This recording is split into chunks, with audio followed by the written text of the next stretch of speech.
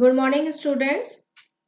BSc part second के students का physics की ऑनलाइन क्लास में स्वागत है।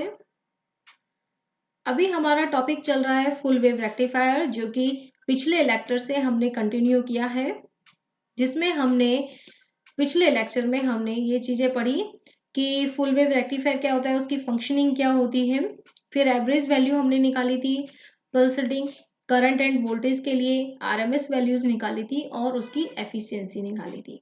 ठीक है, इस लेक्चर में हम फुल वेव रेक्टिफायर की फर्दर प्रॉपर्टीज के बारे में पढ़ने वाले हैं कि रिमेनिंग जो हमने हाफ वेव रेक्टिफायर के समय पे भी पढ़ी थी कि रिपल फैक्टर क्या है, पीक इनवर्स वैल्यू क्या है, voltage regulation and the frequency component.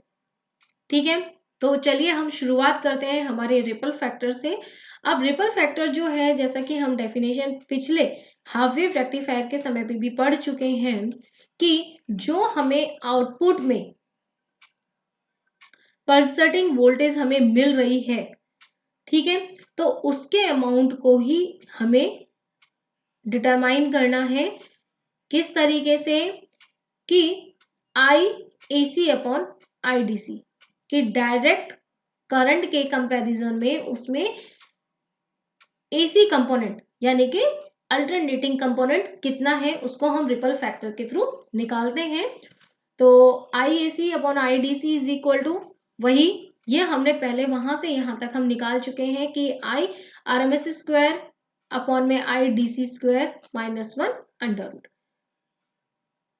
तो हमें यहाँ पर ये डेरिवेशन करने की जरूरत नहीं है। आई थिंक आपने अब तक अपने हाथ से खुद कर लिया होगा, क्योंकि हाफ वेव रेक्टिफायर के समय आपने किया था। तो यहाँ पर अब हमारे पास जो है RMS और IDC की वैल्यू को हम डायरेक्ट यूज करने वाले हैं फ्रॉम द प्रीवियस लेक्चर, जहां पर कि IDC की वैल्यू जो है वो 2Im अपॉन पाई था, IRMS की वैल्यू Im अपॉन में अंडर रूट 2 था, दोनों को हमने रख दिया है। यहाँ से हमारे पास रिपल फैक्टर की वैल्यू हमें प्राप्त हो जाती है, जो कि पिछली बार के कंपैरेटिव क्या है, आधी है।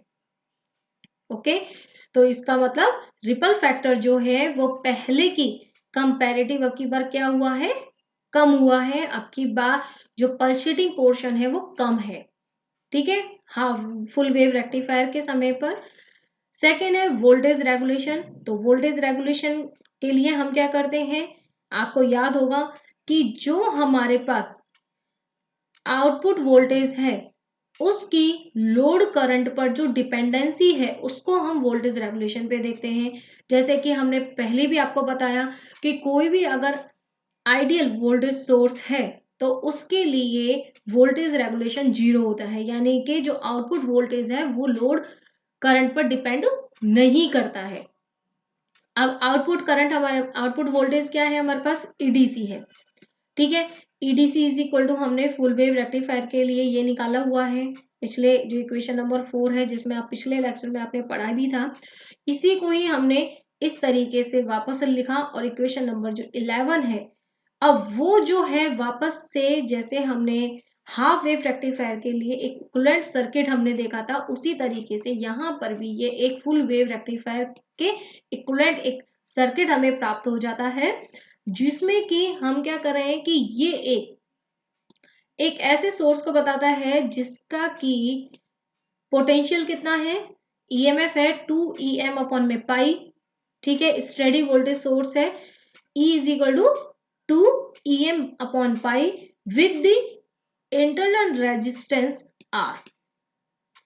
ठीक है, इसी के सीरीज में एक RL आउटर लोड लगा हुआ है और जिसमें करंट फ्लो हो रही है IDC। ठीक है, तो इक्वेशन नंबर जो 11 है इसको हम वोल्टेज रेगुलेशन इक्वेशन भी कहते हैं। तो यहाँ से हमें साफ साफ दिख रहा है कि जैसे जैसे IDC की वैल्यू बढ़ेगी, यहाँ पर देखिए IDC की वैल्यू जैसे जैसे बढ़ रही है, EDC की वैल्यू कम हो रही है। ठीक है, लेकिन अब की बार जो ये हमने लगाया है, इसमें आउटर जो माना है, इसकी जो पोटेंशियल की वैल्यू है वो डबल हो चुकी है। ठीक है, तो यहाँ से अब वोल्टेज रेगुलेशन हमारे पास मिल गया, फॉर्मूला हमने देख लिया। तो अब हमें इसे सिंप्लीफाई करना है कि नो लोड वाली कंडीशन में जबकि RL is equal to infinite यानी ओपन सर्किट हम लेते हैं तो IDC की वैल्यू इतनी रहेगी। तो V R is equal to E no load minus E full load अपन में ई फुल लोड। ठीक है, दोनों की वैल्यूज को हम रखते हैं, सिंप्लीफाई करते हैं, तो हमारे पास वापस से वही वैल्यू हमें मिलती है कि V R is equal to R upon R L.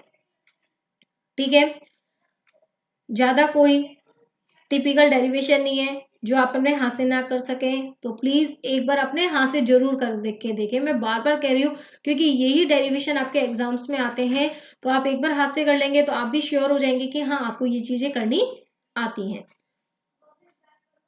चलिए हम नेक्स्ट टॉपिक पर आते हैं, पीक इनवर्स वोल्टेज, जो कि हमने पहले भी बताया था कि अगर कोई भी डायोड कंडक्टिंग पोजीशन में नहीं है तो उस पर जो मैक्सिमम वोल्टेज होता है उसको हम पीक इनवर्स वोल्टेज कहते हैं। अब यहाँ पर क्या है, हमारे पास दो डायोड है, एक कंडक्टिंग है तो दूसरा नॉन कंडक्टिंग है, दूसरा कंडक्टिंग है तो पहला नॉन कंडक्टिंग है। तो जिसकी वजह से क्या होगा कि एक बार अगर प्लस ईएम है, जो हमने यहाँ पे लिखा भी हुआ है कि एन टर्मिनल डायोड जो है इस पे मैक्सिमम हो जाएगा प्लस ईएम, तो सेकंड वाला जो होगा उस पे होगा माइनस ईएम। ठीक है, और दोनों को जब हम माइनस करेंगे तो हमारे पास क्या मिल जाएगा, मैक्सिमम जो वोल्टेज होगी दोनों को मिला करके वो होगी 2em, यानी कि पीक इनवर्स वैल्यू जो है वो हो जाएगी 2em, 2em, ये ध्यान रखिएगा। ठीक है ना, तो इस तरीके से फिर नेक्स्ट प्रॉपर्टी वही frequency component of output voltage और करंट, क्योंकि हमारे पास जो इनपुट है वो अल्टरनेटिंग करंट है, आउटपुट जो है वो भी अल्टरनेटिंग करंट हमें मिल रहा है, अल्टरनेटिंग कंपोनेंट है उसमें। तो अब की बार हम क्या करेंगे कि उसको दो भागों में बांटा है हमने, I1 और I2। I1 हमें मिलेगा फर्स्ट हाफ में, I2 मिलता है हमें सेकेंड हाफ में। लेकिन साथ में हमें ये भी ध्यान रखना है कि ये जो I1 और I2 है दोनों में जो फेज डिफरेंस है वो पाई का है, कि जब हम इन दोनों के लिए इक्वेशन लिखेंगे, इक्वेशन जो है अब की बार हम शुरू से शुरुआत नहीं कर रहे हैं, हम हाफ वेव रेक्टिफायर के लिए जो इक्वेशन हमने निकाली थी लास्ट आई की, हम उधर से ही सीधे I1 और I2 की वैल्यूज लिखेंगे। I1 तो हमने सेम लिख दिया जो वहां पर लिखा था, लेकिन I2 की वैल्यू जो है वो हमारे पास देखिए क्या हो जाएगा, अब की बार फेज डिफरेंस की वजह से हमने इसको प्लस पाई कर दिया। अब प्लस पाई करने के बाद हमारे पास जो I2 की इक्वेशन है वो ये मिल जाएगी, total I is equal to क्या है, I1 प्लस I2 है, तो दोनों को जब हम एडअप करेंगे तो हमें फाइनल 13 नंबर इक्वेशन प्राप्त हो जाती है। अब इसमें हमें देखने वाली बात क्या है कि फर्स्ट जो इक्वेशन है वो तो वही एवरेज वैल्यू को बता रहा है 2Im अपॉन में पाई को।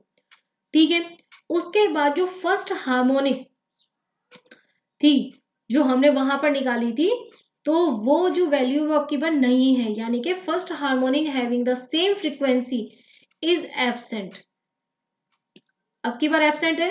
पहले जो हमें साइन वाली टर्म मिली थी साइन ओमेगा टी वाली वो यहाँ पर नहीं है, तो वो क्या हो गया, इसका मतलब फर्स्ट हार्मोनिक एब्सेंट है। केवल हमारे पास जो इवन नंबर वाले जो हार्मोनिक्स हैं वही हमें प्राप्त होंगे। ठीक है, तो इस तरीके से हमारा जो फुल वेव रेक्टिफायर जो टॉपिक है वो कंप्लीट हो जाता है। आई थिंक आपके लिए पढ़ने के लिए बहुत मटेरियल हो चुका है, तो आप प्लीज मिस ना करें, अपने कोर्स को रेगुलर करते रहें। ठीक है, आगे के जो हमारे फर्दर लेक्चर्स हैं इन्हीं में ही हम फिल्टर सर्किट्स के बारे में, फिर उसके बाद वोल्टेज रेगुलेटर सर्किट्स के बारे में हम बहुत कुछ पढ़ने वाले हैं। So to be continued for the further lectures. Thank you.